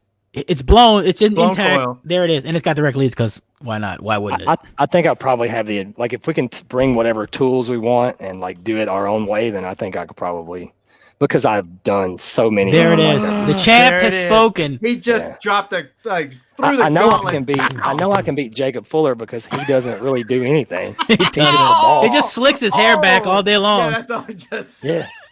Like, do you see how long his beard's getting? That's from chilling in the chair, man. Oh man. Eating fuck, I'm gonna fuck up that word. Quinoa? Quinoa, weirdo. Look, Alan Hall's he's even acquiescing. Don't tell the Don't secrets, even want to Alan. battle. Are you kidding me? Who's gonna battle Dave? Is there Somebody one? Wait, do you have challenge? Do you have any Scott beef with Sackett any? probably could beat me. Sackett? I know somebody. Is Somebody's there got, no I think one? Jeff View. You know Jeff View? Yeah, he probably beat me. He knows Scott Sackett, but I think he just retired. Something, yeah. All right. I don't know. Everyday Do you have beef with Corey? $100 to the fastest. Corey Powers? Yeah, I definitely got beef with that dude. No, Corey Dean. No, I ain't got no beef with him. All right, somebody shit all the time. All right, good. Somebody tag Corey Dean if he's not eating a burrito. Tell him to get in on this championship. How long? You didn't give me a time frame. He said he would beat everybody handedly. No, I need a time. All right, go. To rebuild one, it depends on what it is, man. Like some of them are a lot harder. An than SA. I don't care. Whatever. Fucking SA is hard. Oh, is it? Yeah, because they just pile the glue in. Like Sundown tries to make damn sure that their stuff is not gonna fall apart. So they. What's the easiest sub on the planet to Recon? I don't know. I had a ZV4 that kind of messed up with some glue. Like something like something like what we make, like our Platform 1, like a RESE, something just single spider, something like that. Start to finish. If I had just raw parts and I had to tear the whole thing down, probably anything over an hour, I'm not impressed. Minutes. No. Oh my god! I couldn't plug in my Dremel that fast. Are you kidding? And it's really about knowing the right techniques and having the right tools. It would legit take me 15 minutes to find my side grinder to clean so much. Yeah, You're talking about an intact sub and then glue drying. Can you do that? Can you do that one day in a video, please? Just do it. Rebuild a sub? In 15 minutes. 15 minutes. I mean, like with a timer. Sure. I mean, I guess I could do it. Maybe not. Maybe I'm talking out of Yeah, now he's got to prove it. Answer, man. You got 10 years to get to those, bro. Yeah. No, I made a Recon video one time trying to like show the right way to do it. Nah, that's boring. No, we don't care about it. Yeah, it was like 45 minutes long. Like the glue joints don't have to be perfect. No, just none of that. It has to play. I'm put a timer there and put a stop motion camera. And when it's done, make the video. do a time lapse. When it's done playing, that's it. There's people that have seen me do it. Like people used to tell me that like they wanted to see the same thing, like see some of us rebuild subs at finals or wherever, to see. But I can bust it out like Jacob's saying right now with a razor blade. Like I could probably clean one up faster than you guys could with power tools just by using a razor blade. It's fucked up. What? I don't like doing that. That's not a thing. There's no way. It is a thing. Dude, I'm telling you, like for probably the first 5 years that we were doing shit at RE, we didn't use any power tools. We used razor blades. Like we learned how to cut them down. I mean, and once you figure it out, I don't think I can get the old one out in 15 minutes. I'm gonna be honest. It ain't like hard, cutting through some spiders. Like cleaning baskets makes me want to hurt somebody. Like it makes me want to punch babies. I just buy new ones. If I ever try to do that, I just buy new ones. I ain't fucking right. Just toss it, recycle that. No, that's done. Done. This is fuck the environment. Like I said, you need some kind of cool spider that's yours. Like Alan's got the greens and Corey's got the blues. You got to just come up with the pinks. I've already done green. I've already done blue. I'm gonna be honest. pink. Like I've already done everything that everybody else is trying to do. Oh, bitch! I did that shit a long time ago. Alan said you taught him everything he knows. No, he didn't. He said bring it. Everything. Like Alan. I like Alan Hall a lot, man. Nobody likes Alan Hall. Chill. Nah, he's a very respectful, nice guy. I'm the only one that likes Alan Hall. He definitely picked up some stuff. He even calls his subs like star something, so he's picking up. Yeah, A-Star Sounds. Gang. Shout out. Yeah. I'm changing ours to Pink Star Sounds just for the hell of it. He uses the Slimers. I named them does. Slimers. Yeah, that's stuff. So too. you need to use the Cores are the blue waffles. Named it. Yeah. Yeah, You need no, the pink ones that are the. We make them every color. Like we some guy bought one last week that was a 13W7, you know, with a pink spider that he's doing a purple powder coated frame. You know, just That's nasty. We just do whatever they want. I love when people think beyond just the sound. Like Fade's all about sound. He's nothing into, you know. Yeah, but that's the thing. Like aesthetics. in the sound quality, guys, you know, a lot of their judging is based on you know, cosmetic appeal too. I mean, it is. You know, Fade doesn't enter those classes. No, I don't do those. Well, I mean, you know, he's not allowed. He's not allowed in those. Duct tape and zip tie classes. He doesn't. Like he's in the with a blindfold, cuz. Yeah. He's Jacob, in the I didn't don't. even smoke weed back then, man. Like I didn't smoke weed. He's in the don't cut the zip tie ends off class. No, I cut my shit. I cut my zip ties off. That's it. Yeah, that's about as far as I go for install. So can you any sub out there? Can you build a Recon that is in fact louder than the stock sub they get? Like gain wise, like wait, slow down. Generally because most subs that are out there don't know what they're doing. Well, you know, that's one, but they're not. Most of them aren't built to be the loudest thing possible. Like some are. Like you take a DDZ series or something like that. I mean, you know, they're geared towards being as loud as they can. But with any sub, it's all dependent on the install. Like you can have. Well, I mean, what's the trade-off? If they don't make it to be as loud as possible, it's not. And you can make. Not in every install though. It's different. I'm saying, like, if you've got an install and you've got a certain sub in there and it's maybe not perfectly fit for what you've got going on, then lots of times we can put it back together in a different way that's going to, you know, put it more in line with what you've got going on. You know what I mean? I'm not saying I can take any sub on the planet and make it louder than it used to be in any install. You know, fact of the matter is, there's a lot of installs that a DDZ is going to kick ass in, and it's going to beat most other subs on the planet.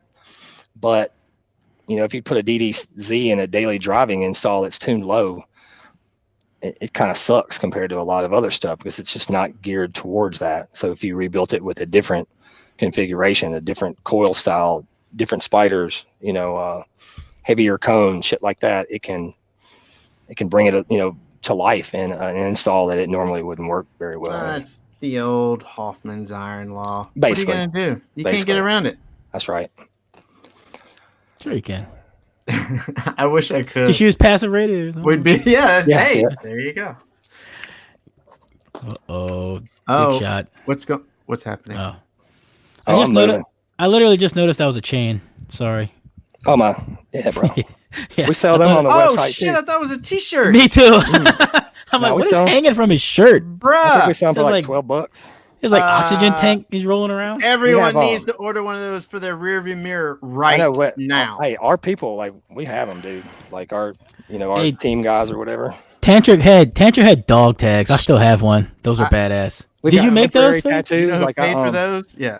Yeah. Oh, the squad in the back. Where's the slimes in the green blues? I don't know if I've got any. I've probably got like some weird shit. That's a big ass motor on that thing. What is that? That's a platform 512. Is that an invert only?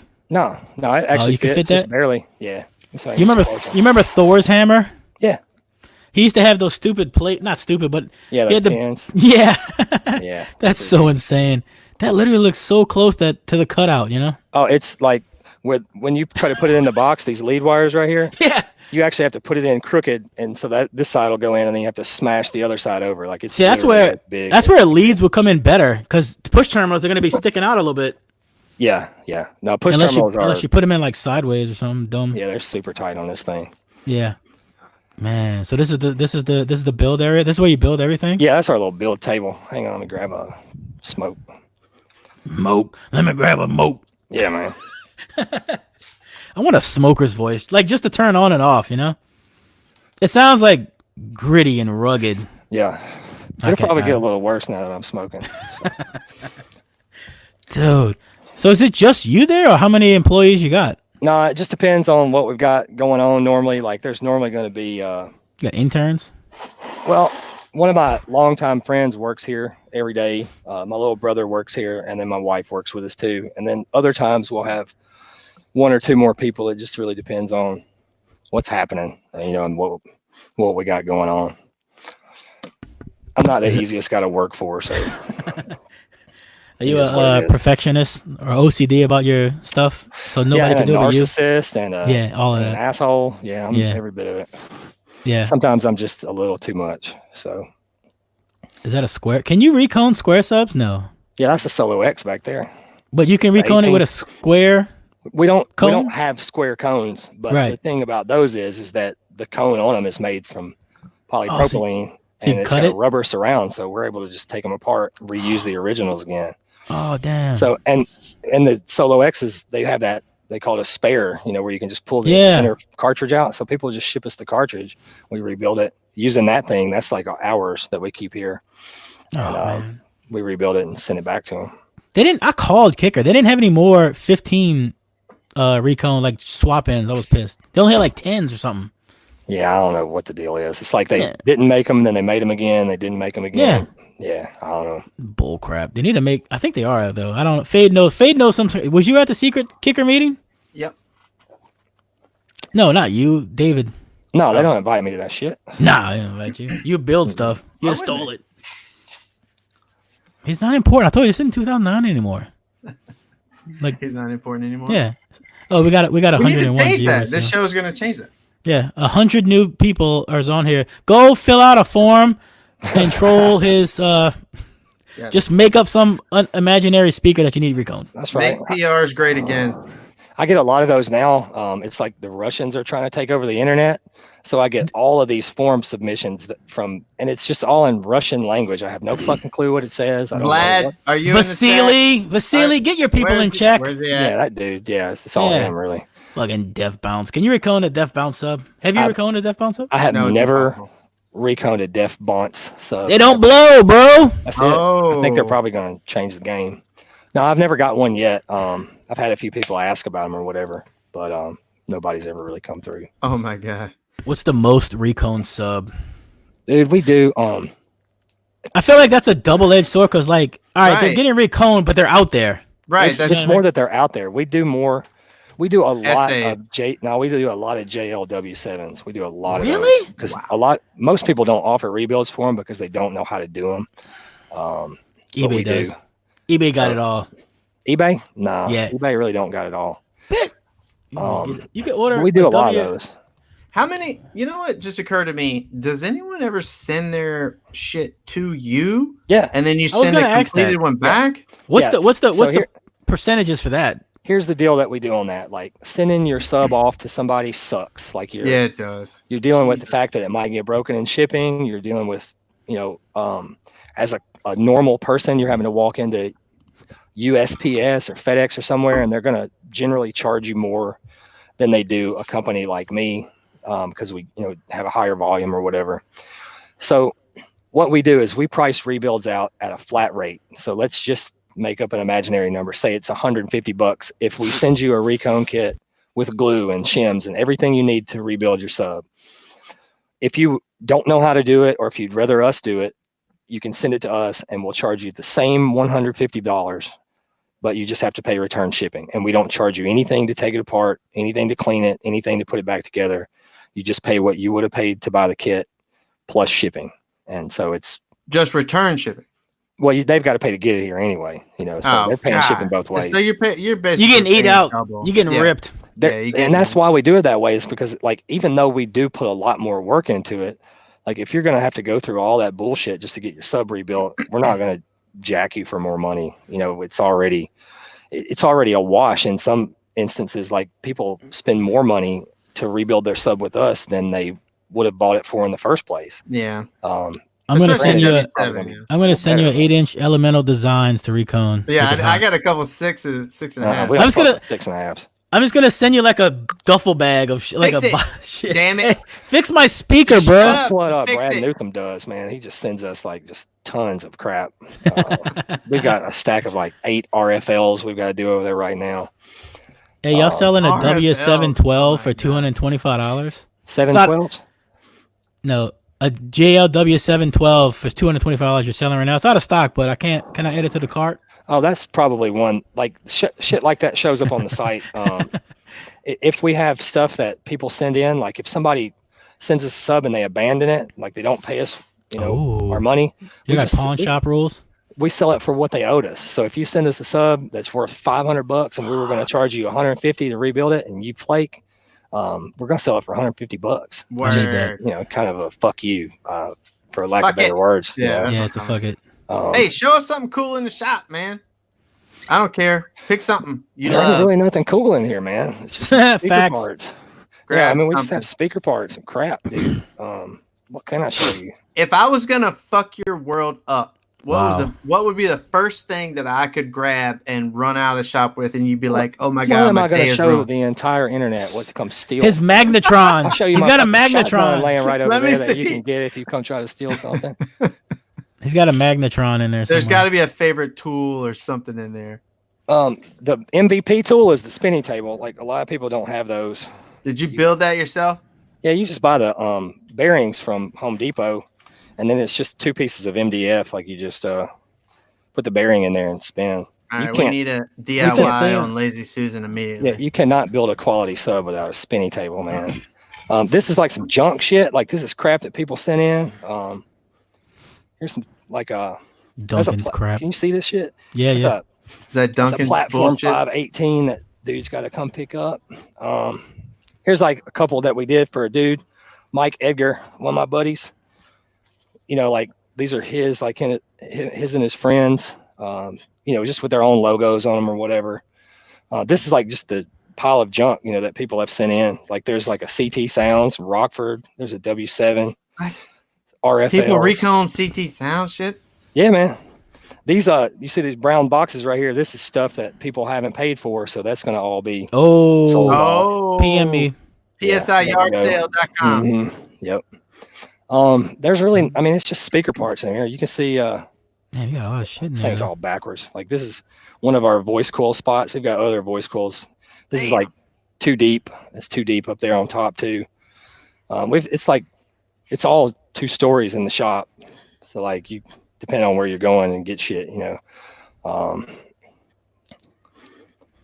Clipping is Dave's best friend. This is our spider section. Literally. Like this is, see all these little drawers down through there. Where's the pink one? Where's the colored ones? We color them here. That sounds so bad. What? See these like pull out and there's. Where's the colored one? Yeah. I don't think I've got a so colored racist. spider in the shop right now. Yeah, it is very bad. What do? You just spray paint them or like sim dye them or something? Oh, that's mine. Yes. I sent that to you. What do you do? We're gonna need to have some more colored stuff. Oh, I like that. Okay, sticker bomb. I likes me some graffiti. Sticker I bomb. like sticker bomb. Oh, you're muted, cuz. He got too close to the motors. Yeah, Dave, you're muted. The EMFI. Wait, yeah, I don't All know. that. Yeah, that. Mm-hmm. Nope. You're muted. Nope. It's still on muted. it's on the app. Yeah. You see where in the left on the screen bottom says mute. Unless you might have did it on your. There you go. Now I'm back, right? Yep. Yeah. Oh, BHE, is that Robin? God, is he back from the dead? Is he on here? No, he's not. But I seen it on your little thing. Oh yeah. This is like on all our racks, like we do, like All right, we custom gotta send you logos that one. we do for other people, and just different shit. Z06. You got to pull something off of there and put it in everyday audios on. Yeah, we're gonna send We you still one. got some spaces left. Like most of the. No, we want racks a place are of full. honor. I mean, you can get one. All right. There's we have pink ones too. riffraff. Some Oh, That's rooster. right. We do have pink ones. Perfect. Oh, incriminator. Oh, transformer. I literally had a transformer sticker on my 1995 Honda Civic. Decaf. And like a lot of them are. decaf, man. Yeah. We got like logos that these are logos. Run like, this is PSI. one we did I for like that somebody. sticker. I like that one. You We should sell do them. another Is that a run of shirt? that. Is that a shirt? That's a shirt and a Oh, I like that. I need that. We got immediately. small ones, big ones. That's what she said. Bro, we need Yeah. swag. Skippy. I got it, dude. Yeah, I know, man. That's what we gotta start telling people. Look, if you want to come on the show, like Right. we need packages. That's right. We gotta have it. Just more. I don't know what I'm saying. I don't know where I'm going. Uh-huh. So why haven't you figured out how to make carbon fiber cones yourself yet? I could make them if I wanted to. It's just There's kids in North it's not Dakota worth that are it. doing it. Hey, let me ask you this. Is there any benefit to it? It's lightweight. Well, see, that's Yeah, the thing. Like, that's lightweight is not always better. It's louder. It's louder. It can be louder in an SPL only install always. with a high resonance, but when you're when you're ground pounding like we do, like when you're really trying to slam the lows, play 20 hertz, shit like that, the most lightweight moving assembly that you can come up with is not the answer for that. It's worse. That's like when I was talking before about a DDZ and some installs that would not really excel. That would be something that it doesn't excel in. We would consider it a short stroke kind of sub. It doesn't have a lot of excursion, doesn't have a lot of weight behind it. Think about it like this. If I hit you with a mini brass hammer in the arm, it's going to hit you at a certain amount of force. If I hit you with a 10-pound sledgehammer, it's going to hit you with so much more just oomph right behind it. I mean, it works the same way for subs too. If you've got a 2-pound moving assembly, moving 3 inches peak to peak, it's going to have a lot more force behind it. As long as your motor can control that, like it's going to have more force, it's going to have more impact, it's going to slam the lows better. So I don't really focus on trying to make things as lightweight as possible. If anything, a lot of times I make them heavier than somebody else would, because for daily stuff it's going to do better. More lightweight stuff is not the key. Carbon fiber cones can be stronger as far as just like blowing out or shattering or anything, but the ones that we use are extremely strong. They're not quite as lightweight, but like I said, for the total factor of it all, like the total sum of the weight and the strength and everything, I think what we use it's kind of the best, and it's not so expensive. A carbon fiber cone, depending on who you're buying it from, like it can be $100. The loudest people in the world use those Dreadin cones. What is that? They're fancy shit. I don't know. I ain't even heard of it. And he makes custom baskets. You ever seen the custom TI baskets that they cut up? What? You never seen TI that? baskets Legs out? cut up. Huh? Yeah, like Legs they shave the legs and shit. Yeah. That's Talking about the tenths of the tenths, though. Yeah, stuff like that can, or sometimes it's better, sometimes it's not. I mean, we all know, like everybody in here that does SPL knows that shit's a crapshoot sometimes. Things that you think are gonna work may or may not work. Changing this, changing that, but there's only one way to find out, and that's modify what you've currently got, test it. If it sucks, put it back the way it used to be. I've seen all kinds of different variations, shit people has done, over the years. Some people say this basket's louder. Some people say that basket's louder. Some say vent holes in the baskets. Some say without. I mean, it just depends, man. It's the same thing as having your rear view mirror down or visors down or armrests up. Like, it just all depends on your install and the way shit's working in there. So let's talk about what you sell really quickly before we have to wrap up here. So give us your product rundown. Give us everything you sell. Maybe give us some price brackets. Maybe what it compares to, if anyone isn't familiar with your products. Okay, well, first of all, nothing compares to what we sell. I just want you to know. Well, there you go. Nothing compares. Oh, come on, Sinead. Okay. Skip didn't get that one. He ain't old enough. No, he's not old enough. Oh, Sinead O'Connor, huh? Yeah. All right. Come on now. You're the only one with the same haircut. Thanks. That's not nice. That's the first bald joke you made in like 2 years of shows. I try not to because I'm bald too. If you ever make a fat joke, it's over. Just letting you know. I'm trying to make you fat's unfat. I know. I'm trying to make you I gotta unfat. message you stuff too. Yeah, we gotta talk. All right. Talk to us, Dave. Sorry. So PSI Car Audio, as a company, we have we sell subwoofers and subwoofer amplifiers and passive radiators. That's really all that we sell. It's what we excel in. It's what we're geared towards right now. So that's what we offer. Like the smallest sub that we make, like a lot of companies that, even US based companies like ours, a lot of them still import a lot of their smaller stuff, entry level subs that you would, yeah. What is that?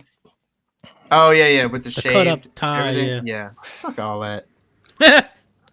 So we have we don't import any subwoofers that we sell. Like everything that we sell as far as a subwoofer, we build here in the shop out of parts. So the smallest thing that we actually offer is what we call our baseline series. It's smaller than some other subs, and we call it like our version of an entry level, but it's still built with a cast frame. It comes with a 3-inch voice coil still, sewn tinsel leads, like a big surround. It's still a pretty stout sub for what it is. We sell those for like anywhere from like $165, I think, for the standard version of the 10. And we even make that in an 18. I think it's like, don't quote me on it, like 220, something like that. And that's a 3-inch coil? Yeah. Even our smallest What is one. that, what do you do, 1,000 watts there or something? I think the standard version is rated at 600, 650. See, and we've got, like, on all the speakers that we sell a standard version and a high performance version. Whoa. Just kind of the, like we were talking about earlier, like upgrading the coil or upgrading the spider or doing whatever. So like we have the same one in 2 different configurations every time. So like the baseline series, it'll come as like 600, or if you do the upgrade, it'll be 750. And then you move up to our platform ones. Like everything else from there are platform series. So there's a 1, 2, 3, 4, and a 5. The platform 1, it starts out at 750, or if you upgrade it, it's 1,000. Platform 2 is 1,500, or if you upgrade it, it's 1,800. The 3 is 2,500 to 3,000. What the fuck? The 4 is 3,000 to 3,500, and then the big platform 5, like this one behind me, it's 3,500 and 4,500. Yeah, that's 4,500. So yeah, we rate that sub at 4,500. Like with all the speakers that we sell, like we try to be pretty conservative on the ratings. Like I don't. There's speakers that are similar in size to this that other companies rate at 10,000 watts RMS, and anybody with any know-how knows that you're going to burn this fucker up with 10,000 watts on it. I mean, it's just the way it is. So when you say 4,500 watts, you mean I can clamp 4,500 watts daily on that sub and it'll be fine? That's kind of a wishy-washy area, I guess. Or do you mean a 4,500 watt amp? When I say probably dynamically, I expect that you would take the sub and put it on an amp that makes 4,500 to 5,000 watts at its peak power, peak RMS power. Not configure your system so that at every frequency possible, you get 4,500 watts clamped power and just drive that, as much as you can as possible. Like, it's not going to work that way. No, that's how most companies do it, and that's how people don't understand that. No, like it's changed now because back in the day people didn't clamp anything. They didn't know what a clamp was. That's right. There was no Term Lab Magnum or whatever. Like nobody clamped power. It wasn't even an issue. So you would go by the amps rating, you go by the subs rating, and that's the way that you match. Yeah, you get 1,000 watt amp. You get 1,000 watt sub, you send it. That's done. And that's the way that it Gain should all be, the way. if you ask me, because power is dynamic, but a speaker's power handling is, let's say, dynamic the same way.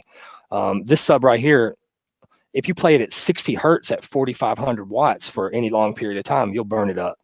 It's not moving enough to cool the voice coil. Well, all I know is Stephen Duncan tears up subs. I mean, he runs a 7,500 watt amp per sub? Though? I don't know if Stephen has ever torn one up. Every time one gets blown, Drew. It's Drew or Jimmy or somebody else is running his shit. Well, you let the nubs. Steven's the only one that knows how to run his truck. You get the nubs running with the bass knob. On the big guys, That's it. No, I'm joking. Seriously, that's what I'm saying though. Is he runs a 7,500 watt amp at 0.4 per sub, and no wonder he breaks them. But then at the same time, they do more or less hold up. This dude's doing a 67 or something, and a daily driver. I mean, they hold up when he's running it for sure. Yeah. So it depends on.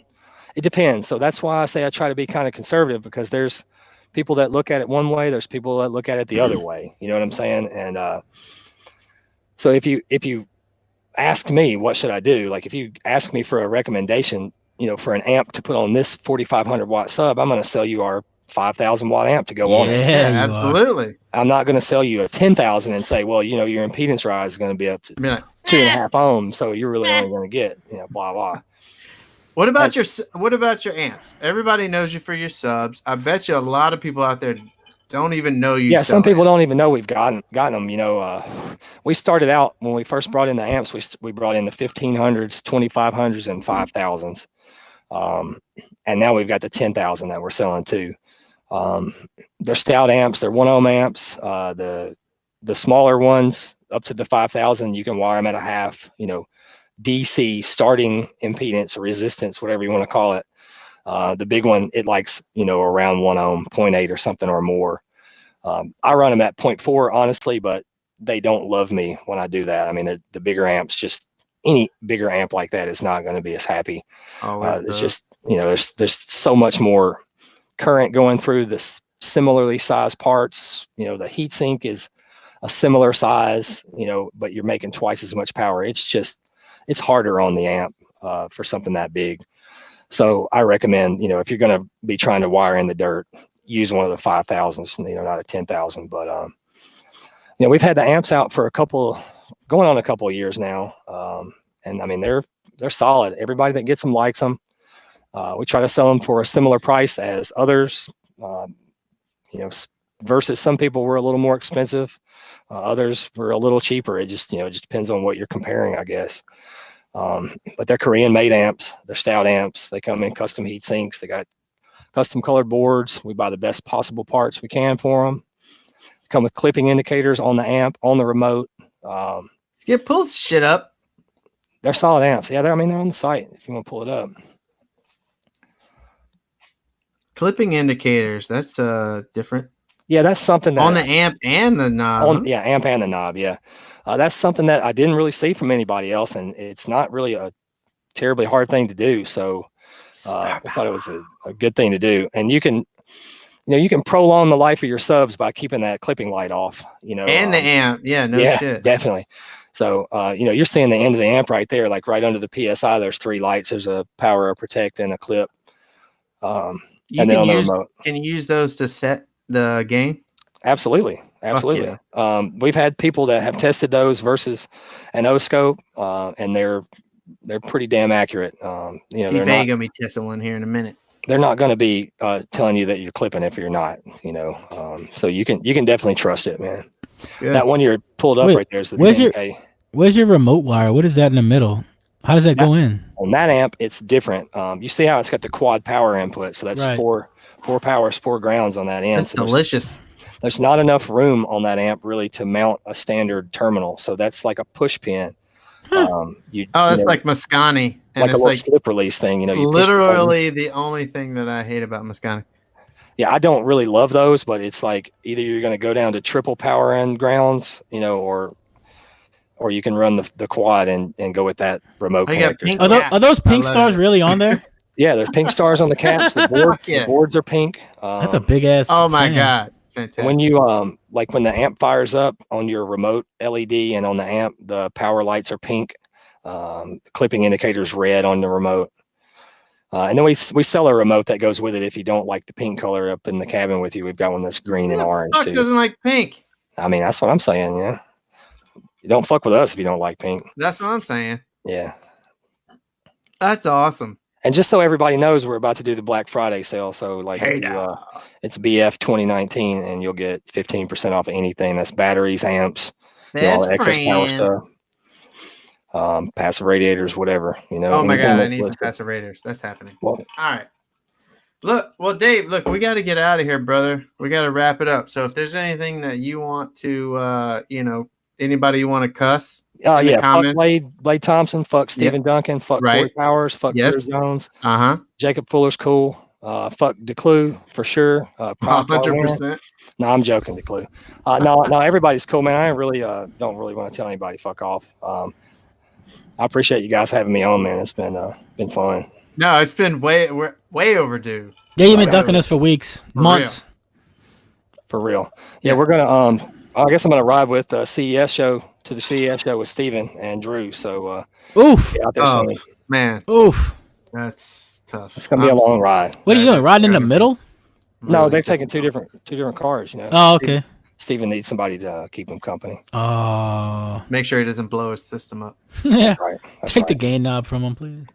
When's Duncan gonna run PSI 10Ks? I don't know if somebody said that. I don't know, man. I don't know what his deal is. Duncan, bro, what's going on? Full PSI build? You slacking, bro? Honestly, like just like I was talking about earlier with the sub parts and this and that and the other, like if the shit's working, like don't change it. If I was him, I wouldn't change the amps either, man. I mean, the Sorry to bring a touchy subject up. Yeah, Drew won't let him. What? Drew won't let him stop coddling those balls. That's right. No, I wouldn't change either, to be honest with you, man.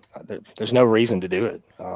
He's already got more power than he needs. If he puts PSI 10Ks on there, I mean, they're just going to blow even faster. So I'm going to obviously recommend that he doesn't do it so that I don't have to keep building recons for him. Are you making adjustments to each recon, or are you just sending in the same shit? He just gets the same shit.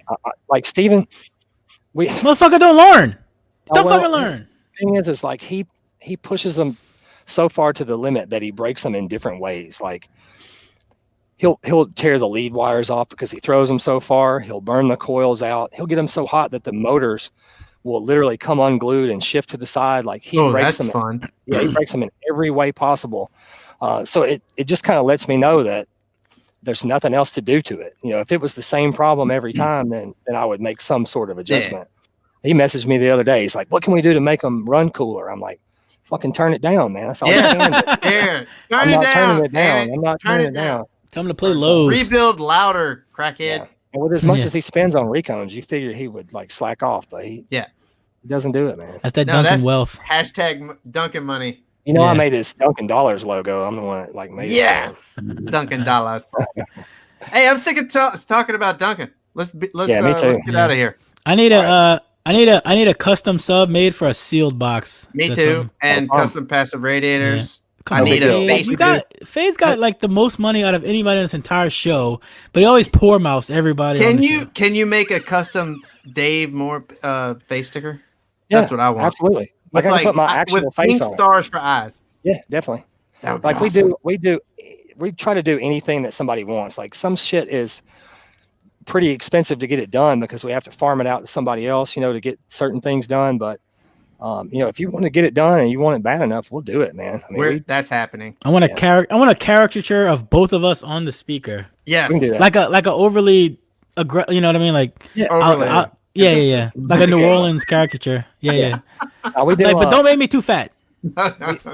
we build custom subwoofers for like home theater guys. Like we don't offer them on the website, but we have like a request form on the PSI site too. I'm not doing no damn request. I know, man.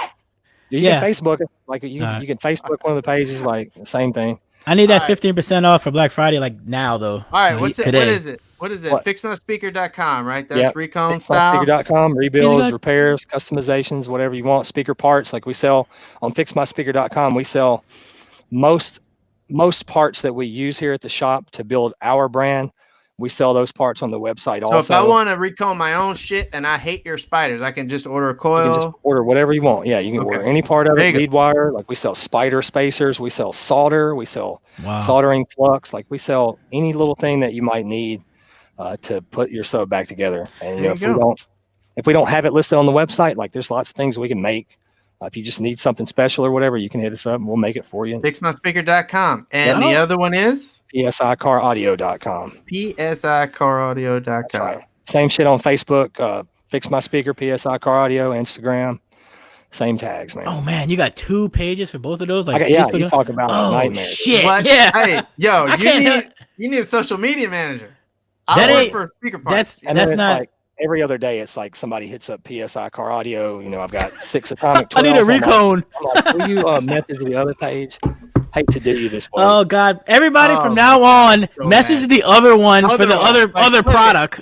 Hey, well, you know, if you get on my nerves, I will ignore you for somewhere around 10 years. You ask me stupid shit, you get a stupid response. That wasn't even annoying. Dude, and it was. You did like duck me too. The fact that was 10 years old is a testament to how long the two of you have been in this game. That's awesome. Yeah, man, we've been caraudio.com was people don't even know what it is now, and I mean that thing was the greatest. Yeah, man, it was crazy. It was the greatest ever.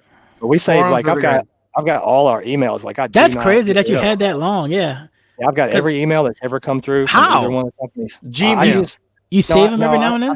I actually don't use online emails. Like I download them in a mail handler or whatever. So I save them and back them And up. you keep paying the Hotmail server? Because he's a gangster. No, I use Google. Like I pay I'm just Google joking. to do shit. But yeah. Man, because I mean, I switched the computer like 4 or 5 times. I got shit. I know. I got a couple months of emails. Now Gmail, they've got like a thing called G Suite, like it's a business set up for your whatever. You know, you can have different domains, different websites, different email addresses. Doesn't know computers. The PSI money. Yeah, that is G Suite. I think it's like $12 or $14 a month. VIP. Got two of. You got two of them. G Suite. Don't Ever do that again. Don't do that again. I'm done. All right, cut the hard line. Yeah, appreciate y'all. Man, we still got everybody. All right, y'all all suck.